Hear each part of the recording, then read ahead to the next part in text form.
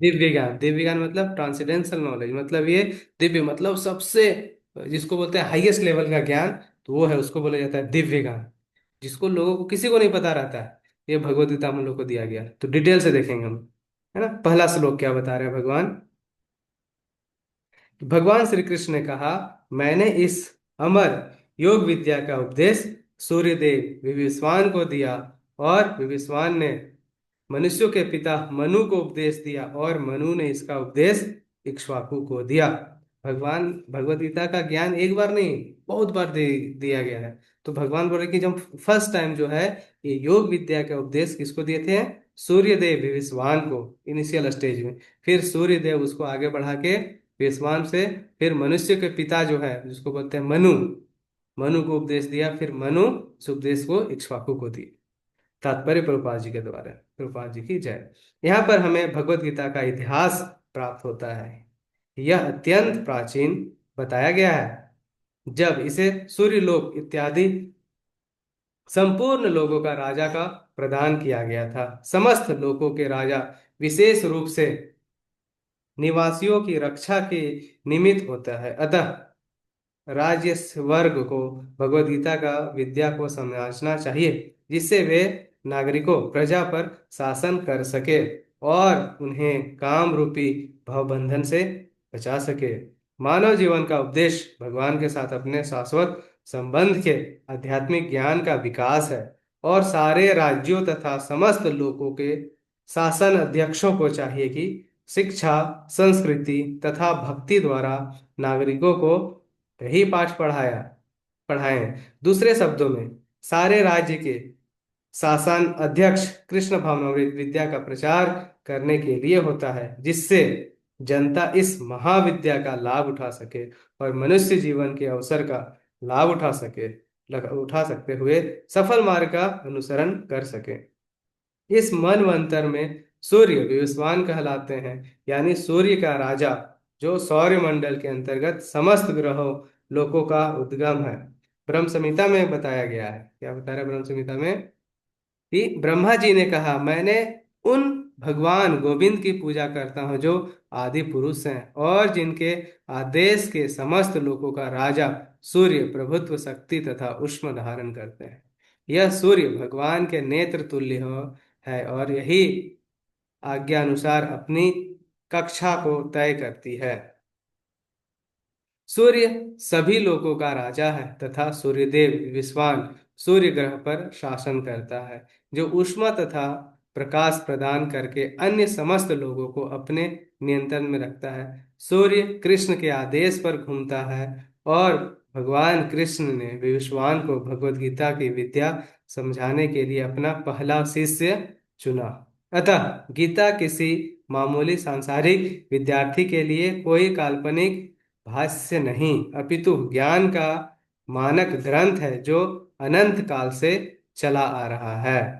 महाभारत में भी इसका दिया गया है। क्या बोले हैं कि त्रेता युग के आदि में विवस्वान ने परमेश्वर संबंधी इस विज्ञान का उपदेश मनु को दिया, और मनुष्य ने जनक मनु को इसे अपने पुत्र इक्ष्वाकु को दिया। इक्ष्वाकु इस पृथ्वी के शासक थे, और उस रघुकुल के पूर्वजक थे, जिससे वह भगवान श्री राम के अवतार लिया। इससे प्रमाणित होता है कि मानव समाज में महाराज इक्ष्वाकु के काल से ही भगवद गीता का विद्यमान था।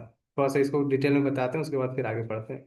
तो यहाँ पे क्या बता रहा है कि भगवद गीता का इतिहास बताया गया है, कि भगवद गीता एकदम इनिशियल जब हमारा संसार स्टार्ट हो रहा था, वही समय से भगवद गीता का ज्ञान सबसे पहले सूर्यदेव को दिया गया, फिर सूर्यदेव से समस्त प्राणियों को दिया गया। क्योंकि पता है भगवद गीता क्या है, हमारा लाइफ का मैनुअल है, हर इंसान के लिए मैनुअल है। अभी तक हम लोग देखो, हम लोग गौर किए होंगे ना, हम लोग जात का धर्म का किसी बार हम चर्चा नहीं कर रहे हैं, ना हिंदू का ना मुस्लिम का, एक बार भी चर्चा नहीं किए। भगवद गीता इंसान के लिए है, कोई धर्म जाति के लिए नहीं है।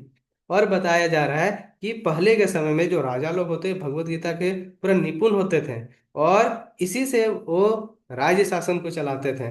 और इसीलिए तो हमारा भारत सुनते हैं कि पहले बड़ा अच्छा सब सुखी था, कारण कि राजा ही लोग धर्मी थे, और अपना प्रजा लोग को अच्छा अच्छा काम करने के लिए प्रेरित करते थे, सब भगवान से संबंध बना के रखता था। तो भगवान को आदमी जो मानेगा, बढ़िया से भगवान का सेवा करेगा, वहां पे कभी उल्टा पुल्टा काम नहीं, वहां पे गलत कार्य के लिए आदमी के पास समय नहीं रहता है। 24/7 भगवान के बारे में सब निरंतर कुछ ना कुछ किया जाता था। तो हमारा शिक्षा, संस्कृति, सब कुछ हमारा भगवत गीता के आधार से ही चलता था। अभी भी हम लोग थोड़ा सा देखेंगे अपना गाँव में, जो थोड़ा सा और पिछड़ा गांव है, तो देखेंगे वहाँ लोग क्या करते हैं ना, बड़ा आसानी से अपना शाम का समय में बैठ के भजन कीर्तन, लेडीज लोग जेंट्स लोग अपना अपना ग्रुप में कुछ भगवान के बारे में कथा कहानी कहीं चर्चा होता है। लेकिन अब धीरे धीरे विलुप्त हो रहा है सारा चीज, क्योंकि टीवी आ गया है, फोन आ गया है, लैपटॉप आ गया है। इसके कारण लोग अब थोड़ा सा मनोरंजन पे ध्यान देते हैं ना। तो पहले हम लोग अपना आँख से ही हम ही देखें कि हमारे गांव में भी वही सिस्टम था। महीना 2 महीना क्या होता था, एकदम कीर्तन। और 1 महीना तो पूरा 24 घंटा कीर्तन चलता था, ये सिस्टम था। लेकिन धीरे धीरे अभी अब एकदम सब लुप्त हो गया। अभी सब खान पान, पैसा कौड़ी और इधर उधर में सब लोग लगा हुआ। तो राजा को बहुत इंपॉर्टेंट, राजा का ही ये अधिकार मिला था कि राजा वही रहेगा जिसका ज्ञान का भंडार रहेगा, और खासकर भगवत गीता का ज्ञान। तो इसके कारण प्रजा बड़ा सुखी शांति से सब बिताता था। हाँ, लेकिन हम लोग का हिस्ट्री में थोड़ा सा इसको चेंज करके दिखाता है कि राजा लोग ढोंगी होते थे, बदमाश होते थे, वगैरह वगैरह, ऐश मौज वाले नहीं। मैक्सिमम राजा लोग अच्छे होते थे, भगवान का भक्त होते थे। अभी हम लोग दिन 3 4 राजा लोग का नाम लिए हैं। जैसे से एक अमरीश महाराज का नाम सुने, काफी वो विख्यात राजा थे, लेकिन वो काफी भगवान के बहुत बड़े भक्त थे। 24 घंटा अपना अपना इंद्रिय को, जो आंख नाक मुंह कान, सारा चीज भगवान का सेवा में लगा के रखे हुए थे। ठीक है। तो ये भगवत गीता का ज्ञान ऐसा नहीं कि हम लोग अभी सुन रहे हैं, इससे पहले जैसे हमारा सृष्टि का क्या बोले, स्टार्टिंग हो रहा था, वही समय भगवान पहले इस ज्ञान को किसको दिए थे?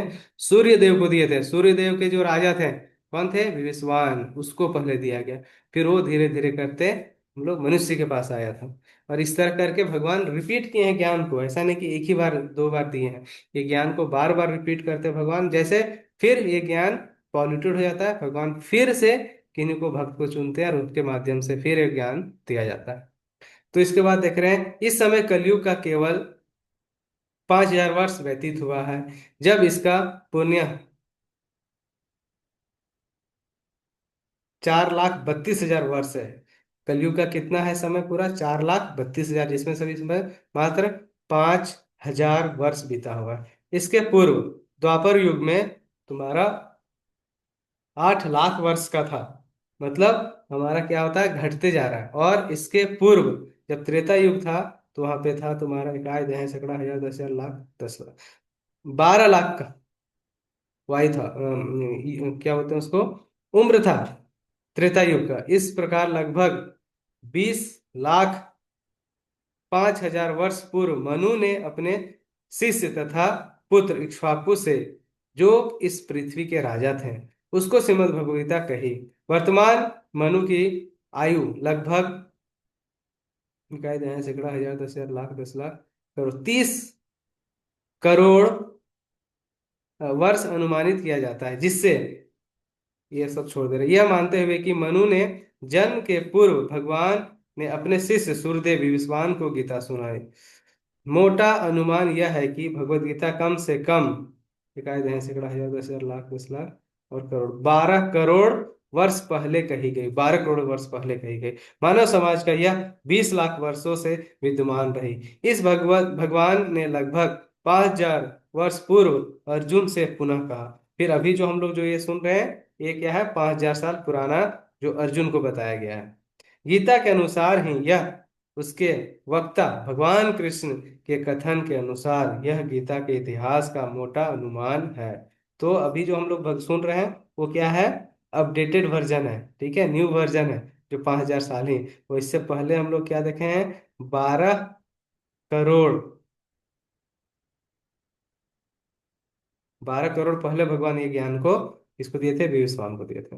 इसे भगवान के लगभग 5,000 पूर्व अर्जुन से कहा गया था। गीता के अनुसार ही तथा इसके वक्ता भगवान कृष्ण के कथन के अनुसार यह गीता इतिहास का मोटा अनुमान है। सूर्यदेव विश्वान को इसलिए गीता सुनाई गई क्योंकि वह क्षत्रिय था और उन समस्त क्षत्रियों का जनक है जो सूर्यवंशी हैं। चूंकि भगवत गीता वेदों में ही समान है, क्योंकि इसे भगवान ने कहा है, अतः यह ज्ञान अपौरुषेय है। चूंकि वैदिक आदेश को यथारूप में बिना किसी मानवीय विवेचना के स्वीकार किया जाता है। फलतः गीता को भी किसी सांसारिक विवेचना के बिना स्वीकार किया जाना चाहिए। संसारी ताकि जन अपनी अपनी विधि से गीता के विषय में चिंतन कर सकते हैं, किंतु यह यथारूप भगवत गीता नहीं है। अतः भगवत गीता को गुरु परंपरा से यथारूप में ग्रहण करना चाहिए। यहाँ पर यह वर्णन हुआ है कि भगवान ने इसे सूर्यदेव से कहा, सूर्यदेव ने अपने पुत्र मनु से, और मनु ने अपने पुत्र इक्ष्वाकु से कहा। तो इम्पोर्टेंट पॉइंट क्या है यहाँ पे, भगवत गीता बहुत पुराना ज्ञान है, अभी का नहीं है। रिसेंटली हम लोग 5,000 साल जो अर्जुन को सुना है वही सुनाया गया। और ये बोल रहा है कि सांसारिक लोगों से भगवत गीता को नहीं सुनना चाहिए। मतलब ये जो भगवत गीता का कथा करवाते हैं ना, लाख लाख रुपया चार्ज करते हैं, और उनका आचरण कैसा है, आचरण के हिसाब से भी भगवत गीता हम लोग को समझ, अगर जो वक्ता है, जो बोलने वाला अगर सही नहीं है, तो हम लोग को भगवत गीता को मीनिंग अच्छे से नहीं समझ पाते हैं। खुद से भी करेंगे तो भी मुश्किल है। तो मतलब हम लोग को थोड़ा सा बेटर पर्सन को ढूंढना चाहिए भगवत गीता सुनने के लिए। और फिर बोला गया है कि ये गुरु परंपरा सिस्टम से होना चाहिए, जैसे हम लोग बताए थे क्लास में जीपीएस के बारे में। गुरु परंपरा सिस्टम ये अपना, तो क्या होता है, गुरु, गुरु फिर गुरु का शिष्य जो है अपना शिष्य को देखता है, यस परफेक्ट शिष्य है, उसी को वो ज्ञान को दिया जाता है, और वो फिर सिस्टम हमारा लगातार चलता है। तो हम लोग जैसे प्रभुपाद जी हैं, प्रभुपाद जी भी क्या है, गुरु परंपरा सिस्टम से कनेक्ट है। हम लोग भी गुरु परंपरा सिस्टम, जैसे प्रभुपाद जी के गुरु कौन है, भक्ति सिद्धांत सरस्वती ठाकुर। उनके गुरु कौन है, उनके गुरु हैं हमारा गौर किशोर दास बाबा जी। फिर उनके गुरु ऐसे ऐसे करते करते कृष्ण के पास जाते हैं। तो ये सिस्टम होना चाहिए। ठीक है। नेक्स्ट श्लोक है हमारा श्लोक संख्या 2। इसमें क्या बता रहे हैं भगवान, इस प्रकार यह परम विज्ञान गुरु परंपरा द्वारा प्राप्त किया गया है, और राज्यों ने इसी विधि से इसे समझा, किंतु कालक्रम में यह परंपरा छिन्न हो गई, अतः यह विज्ञान यथारूप में लुप्त हो गया लगता है। अब फिर भगवान क्या बोल रहे हैं कि बीच में बहुत पुराना ज्ञान है, तो बीच में क्या होता है, थोड़ा बहुत फिल्टर लग जाता है ना, कम्युनिकेशन में कुछ मिसमैच होता है। तो ये कारण से फिर भगवान क्या करते हैं, फिर से भगवान रिपीट करते हैं। तात्पर्य प्रभुपाद जी के साथ, प्रभुपाद की जय। यहाँ स्पष्ट कहा गया है कि गीता विशेष रूप से राज ऋषियों के लिए थी, क्योंकि वे इसका उपयोग प्रजा के ऊपर शासन करने में करते थे। बोल रहा है ये किसके लिए, जो राजा लोग थे उसके लिए भगवत गीता था। क्यों, क्योंकि इसी से हम लोग एक अच्छा समाज का निर्माण कर सकते हैं। इसलिए राजा लोग को ज्ञान होना बहुत इंपॉर्टेंट था, ताकि प्रजा पे शासन अच्छे शासन कर सकते हैं। निश्चय ही भगवत गीता कभी भी आसुरी पुरुषों के लिए नहीं थी, और जो असुर लोग हैं उसके लिए भगवत गीता कभी भी नहीं है।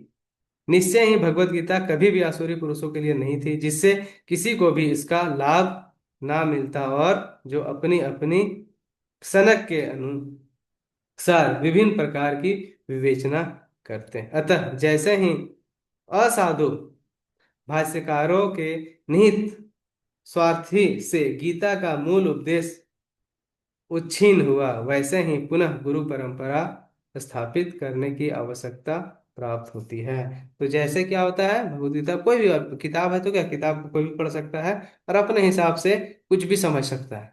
तो वो गड़बड़ है, वो क्या हो, उसको असुर, ऐसा असुर जैसा हो गया, उसका मीनिंग क्या निकलेगा, एकदम निगेटिव, कुछ बिना सेंस वाला मीनिंग निकलेगा। ठीक है। 5,000 वर्ष पूर्व भगवान ने स्वयं देखा कि गुरु परंपरा टूट गई है, अतः उन्होंने घोषणा की कि गीता का उपदेश नष्ट हो चुका है। इसी प्रकार इस समय गीता के इतने संस्कार उपलब्ध है, इसलिए हम लोग देखते हैं गीता का कितना सारा कॉपी मिलेगा, ये एडिशन वो एडिशन, कोई भी लिख देता है भगवत गीता को पढ़ रहा है, फिर अपने हिसाब से जो उसको समझ में आया उल्टा पुल्टा कचड़ा दिमाग से, और वो भगवान को डिफाइन करना चालू करता है। ठीक है। इसी लोग अभी क्या है, बहुत सारा बंगाली में बोला जाता है, जो तो मत तो वो क्या बोलते हैं, जो तो मत तो तत्, मतलब जितना मत होगा उतना ये हो भगवान का मतलब रास्ता है खोजने के लिए, तो ये गलत है। सही रास्ता ज्यादा नहीं होता है, एक ही दो होता है। तो इसके अनुसार हमारा क्या हुआ, जो अलग अलग अपने अकॉर्डिंग से भगवद गीता को लिख के फिर उसको प्रिंट करवाते हैं, तो वो गड़बड़ है। यस। सर हम भगवत गीता मंगवा लिए सर, और कुछ दिन में आने वाला है, ऐसा नहीं ना कि कुछ भी आ जाएगा। तो कौन सा भगवद गीता मंगाए? और फिर कैसे नहीं, एक मिनट हम देख के बताते हैं। अच्छा, हमको क्लिक करके भेज दीजिएगा, अगर हमको देखेंगे, अगर वो सर आएगा तो बता देंगे। भगवद गीता यथारूप है ना? देखेंगे फिर। आपको लिए हम अरेंज करके रखे हैं सब, आप लोग के लिए क्या क्या ये है, तो बस कुछ दिन अभी पहले थोड़ा सा अस्थिर रहिए आप। हम सोचे कि जो नया साल है उसको उससे स्टार्ट करेंगे, इसीलिए भगवान हम लोग अभी। जब यस भगवद गीता हम लोग जब स्टार्ट किए ना, उस दिन से हमारा नया साल चालू हो गया। ठीक है। भगवान वेट नहीं करते हैं। शुभ काम करने के लिए हम लोग वेट नहीं करना चाहिए, जब मिला तब से शुभ काम। हम भी तो चाहते तो भगवद गीता स्टार्ट करते 1 जनवरी से। कोई नहीं, ठीक है, हम लोग देख लेंगे, ऐसे आप लोग के लिए भी रहेगा। जब ऐसा हमको समय लगेगा ना कि हाँ आप लोग थोड़ा सा परिपक्व हो गए हैं, तो सारा कुछ जो जो भक्ति में जो जो नीडफुल चीज है हम सारा अरेंज कर देंगे। ऐसे लेकिन कुछ भी करने से पहले एक बार थोड़ा सा ये मतलब ये इन्फॉर्म कर दीजिएगा, ताकि देखेंगे हाँ सही है या फिर नहीं है। ठीक है, गीता में संस्करण उपलब्ध है, विशेषतः अंग्रेजी में। उन्हें प्रायः सभी प्रमाणिक गुरु परंपरा के अनुसार नहीं है। विभिन्न लगभग 100 150 एडिशन है भगवद गीता का। तो हम लोग कुछ भी उठा के पढ़ेंगे तो ये हमारा ज्ञान जो है दिव्य ज्ञान मिलना मुश्किल है। विभिन्न संसारी विद्वानों ने गीता की असंख्य टीकाएं की है। बोल रहा है क्या? जो संसारी संसारी लोग हैं, जो मतलब भोग करने वाले लोग हैं, वो भी बहुत सारा टीका लिखे हुए हैं किंतु वे प्रायः सभी कृष्ण को स्वीकार नहीं करते हैं। और वैसा जो भगवत गीता को लिख रहा है, जो भगवान को कृष्ण को मानता ही नहीं, वो लिखेगा भगवत गीता, तो उसको क्या समझ में आएगा ज्ञान हम लोग को? यद्यपि वे कृष्ण के नाम पर अच्छा व्यापार चलाते हैं। यह आसुरी प्रवृत्ति है, क्योंकि असुरगण ईश्वर में विश्वास नहीं करते हैं, और जो होता है असुर होता है भगवान पे विश्वास ही नहीं करता, केवल परमेश्वर के गुणों का लाभ उठाते हैं। बस जो भगवान का गुण है उसका लाभ उठाते हैं। अतएव अंग्रेजी में गीता का एक संस्करण की नितांत आवश्यक थी, जो परंपरा गुरु परंपरा से प्राप्त होती है। प्रस्तुत प्रायः इसी आवश्यकता की पूर्ति के उद्देश्य से किया गया है। भगवत गीता यथारूप मानवता के लिए महान वरदान है, किंतु यदि इसे मानसिक चिंतन समझा जाए तो यह समय का उपयोग होगा। क्लियर है? तो हम लोगों को पहले भगवत गीता का ज्ञान लेना है उन्हीं से, जो थोड़ा बहुत क्या बहुत अच्छा नॉलेज रखता है भगवत गीता के बारे में, भगवान के बारे में, और भी बहुत सारा शास्त्र के बारे में, और संसारिक पुरुष भी ना हो, तो हम लोग को भगवत गीता और अच्छे से समझ में आएगा। फिर देखते हैं हम तीसरा श्लोक क्या बता रहे हैं। तीसरा श्लोक में भगवान, आज मेरे द्वारा वही यह प्राचीन योग यानी परमेश्वर के साथ अपने संबंध का विज्ञान तुमसे कहा जा रहा है, क्योंकि तुम मेरे भक्त तथा मित्र हो। अतः तुम इस विज्ञान के दिव्य रहस्य को समझ सकते हो। अब हम लोग भगवान के साथ रिलेशनशिप के बारे में बात करेंगे। तात्पर्य प्रभुपाद जी के द्वारा। प्रभुपाद की जय। मनुष्य को दो श्रेणियां हैं, भक्त तथा असुर। भगवान ने अर्जुन को इस विद्या का पात्र इसलिए चुना क्योंकि वह उनका भक्त था। अब भगवान बोले अर्जुन को क्यों ही ज्ञान दिया, देने के लिए बहुत जन थे, लेकिन भगवान किनको चुने? अर्जुन को चुने। बहुत सारा रीजन है अर्जुन को क्यों चुने, किंतु असुर के लिए इस परम गुह्य विद्या को समझ पाना संभव नहीं था, और इसको सबको समझ में नहीं आने लगा। इस परम ज्ञान ग्रंथ के अनेक संस्करण उपलब्ध हैं। इसमें से कुछ भक्तों की टीकाएं हैं और कुछ असुरों की। अब भगवद गीता का बहुत सारा टीका है, तो कोई भक्त भी लिखा है, कोई असुर लोग भी लिखा है। जो टीकाएं भक्तों द्वारा की गई है वे वास्तविक है, किंतु जो असुरों द्वारा दी गई है वे व्यर्थ है। अर्जुन कृष्ण को भगवान के रूप में मानता है। अर्जुन भगवान को कृष्ण मानते थे। अतः जो गीता भाष्य अर्जुन के पदचिन्ह का अनुसरण करते हुए किया गया है, वह इसका परम विद्या के पक्ष में वास्तविक सेवा है। किंतु असुर भगवान कृष्ण को उस रूप में नहीं मानते। वे कृष्ण के विषय में तरह तरह की मनगढ़ंत बातें करते हैं, और वे कृष्ण को उपदेश मार्ग से सामान्य जनता को गुमराह करते रहते हैं। ऐसे कुकर्मियों से बचने के लिए यह एक चेतावनी है। मनुष्य को चाहिए कि अर्जुन की परंपरा का अनुसरण करें और श्रीमद् भगवद गीता के इस परम विज्ञान से लाभान्वित हो। तो सबसे इम्पोर्टेंट पॉइंट है कि अगर हम लोग एनवियस रहेंगे, है ना, जलनशील रहेंगे भगवान से, तो हम लोग को गीता का ज्ञान ही नहीं समझ में आने वाला है। तो शुरू में तो हम लोग को मौन रहना है कि भैया देखो क्या है, नहीं चल रहा है।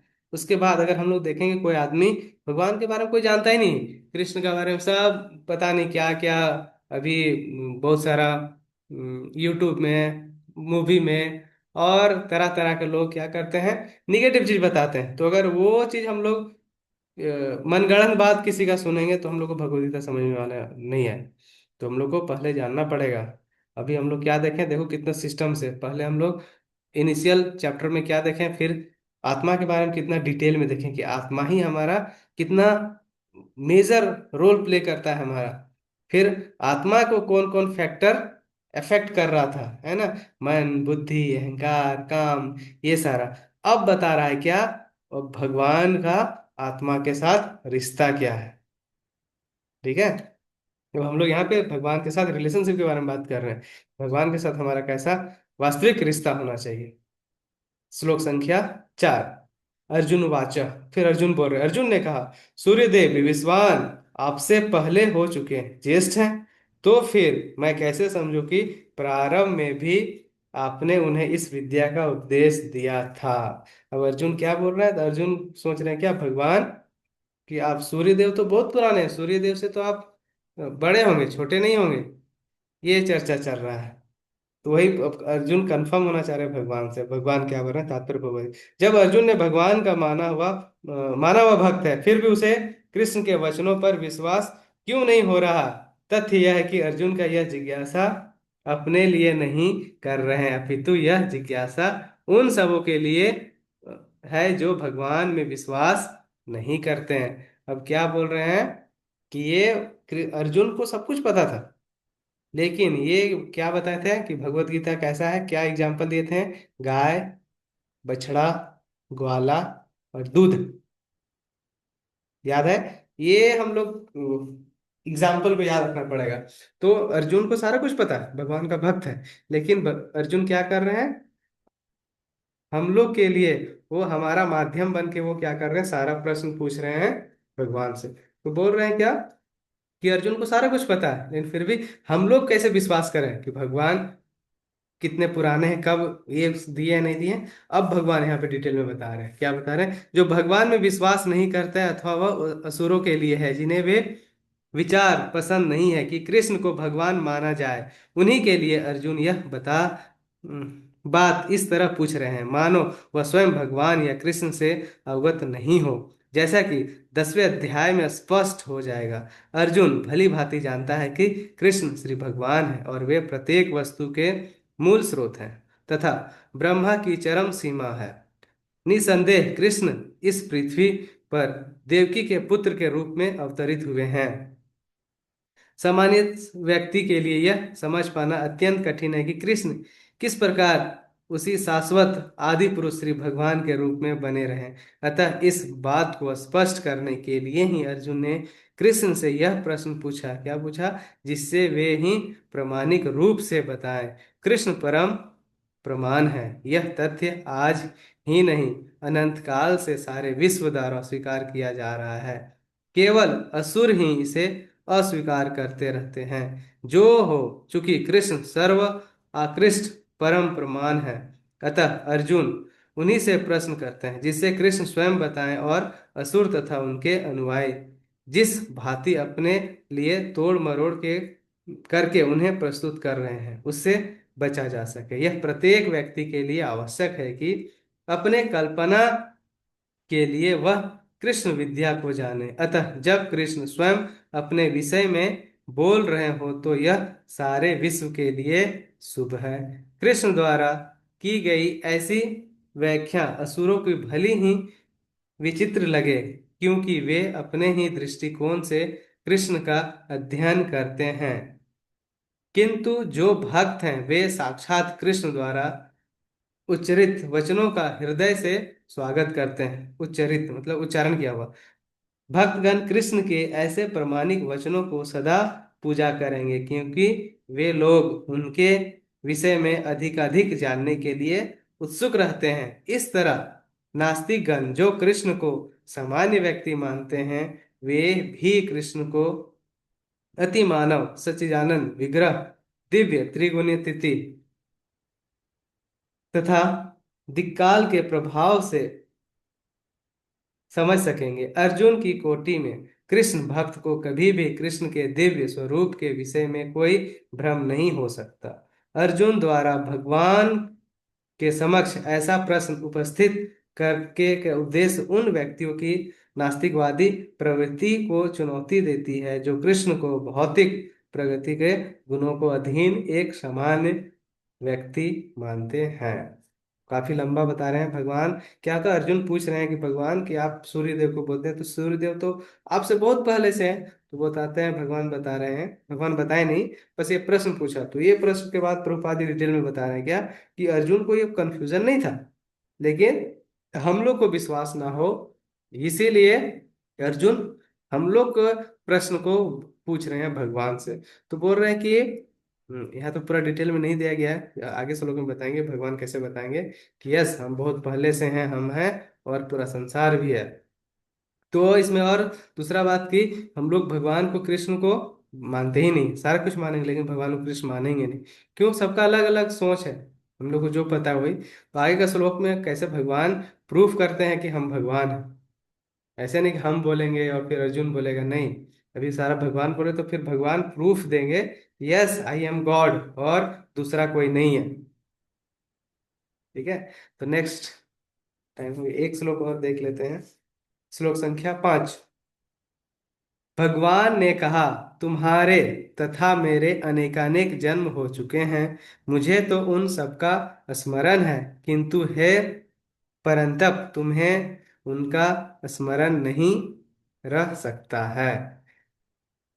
अब यहाँ पे भगवान बता रहे हैं कि हम लोग का, हम आदिकाल से हैं, अभी से नहीं है। जब सृष्टि का निर्माण नहीं हुआ उससे भी पहले भगवान है, और हम लोग सब जीव भी वही समय से हैं। लेकिन भगवान भगवान है क्योंकि भगवान का हर क्षण याद है। बट हम लोग कल क्या खाए थे, क्या पहने थे, हम लोग भूल जाते हैं, लेकिन भगवान को भगवान है इसीलिए उनको क्या सारा कुछ ज्ञान याद रहता है। हम लोग भी शुरू शाश्वत से हैं, हम लोग बहुत समय से हैं, लेकिन हम लोग हर क्षण हम लोग अपना जो स्मृति है चला जाता है। यहाँ पे बता रहे हैं प्रभुपाद जी, क्या बता रहे हैं तात्पर्य से प्रभुपाद जी बता, ब्रह्म संहिता में हमें भगवान का अनेकानेक अवतारों का सूचना प्राप्त होती है। इसमें कहा गया है, क्या कहा गया है, मैं उन आदि पुरुष भगवान गोविंद की पूजा करता हूँ। ब्रह्मा जी बता रहे हैं, क्या बता रहे हैं, हाँ, मैं उन आदि पुरुष भगवान गोविंद की पूजा करता हूँ जो अद्वैत अच्युत तथा अनादि हैं। यद्यपि अनंत रूपों में उनका विस्तार है, किंतु तो भी वे आद्य पुरांत तथा नित्य नव यौवन युक्त रहते हैं। श्री भगवान ने ऐसे सच्चिदानंद रूप को प्रायः श्रेष्ठ वैदिक विद्वान जानते हैं, किंतु विशुद्ध अनन्य भक्तों को यह उनके दर्शन नित्य ही होते रहते हैं। फिर ब्रह्म सीता में ब्रह्मा जी बता रहे हैं, क्या बता रहे हैं, कि कृष्ण स्वयं, मैं उन कृष्ण गोविंद की पूजा करता हूँ जो राम नरसिंह आदि अवतारों तथा अंश अवतारों में नित्य स्थिर रहते हुए भी कृष्ण नाम से विख्यात आदि पुरुष हैं, और जो यह स्वयं ही अवतरित होते हैं। वेदों में भी कहा गया है कि अद्वैत होते हुए भी भगवान असंख्य रूप में प्रकट होते हैं। वे उस वैदुर्यमानी के समान हैं जो अपना रंग परिवर्तित करते हुए भी एक ही रहते हैं। इन सारे रूपों को विशुद्ध निष्काम भक्त की ही समझ पाते हैं, केवल वेदों के अध्ययन से उनको नहीं समझा जा सकता है। अब यहाँ पे क्या बता रहे हैं, ब्रह्मा जी बता रहे हैं कि भगवान कौन है, आदि पुरुष जो है गोविंद, गोविंद भगवान को गोविंद बोला गया है। और जो भगवान अद्वैत है, अच्युत है और अनादि है, शुरू से ही है, उनको भगवान ब्रह्मा जी एक्सेप्ट कर रहे हैं। और बोल रहे हैं कि भगवान का बहुत सारा रूप है, लेकिन उस रूपों में से क्या, इनिशियल जो सबसे रूप है, इनिशियल रूप है वो कृष्ण है। और उनका उम्र, रंग और किसी को कुछ भी नहीं समझ में आता। हम लोग शास्त्र कितनों विद्वान है, खूब पढ़ेगा, लेकिन भक्त ही बस भगवान को समझ सकता है। विद्वान लोग भक्त को नहीं समझ पाता, इसीलिए तो कितना सारा तुम्हारा नास्तिक लोग मिलेगा, खूब पढ़ा लिखा लोग रहेगा, ये भगवान को नहीं समझ सकते हैं। ठीक है, कल हम लोग इसी को फिर से रिपीट करेंगे, श्लोक संख्या 5 को ही करेंगे। ठीक है, आज हम लोग इतना ही देखते हैं। 5 मिनट के लिए है क्वेश्चन, किसी को कुछ पूछना है तो आप लोग पूछ सकते हैं। दिव्य विज्ञान समझ में आ रहा है, अब हम लोग जानेंगे भगवान के बारे में अब डिटेल में पूरा, इसीलिए दिव्य विज्ञान है।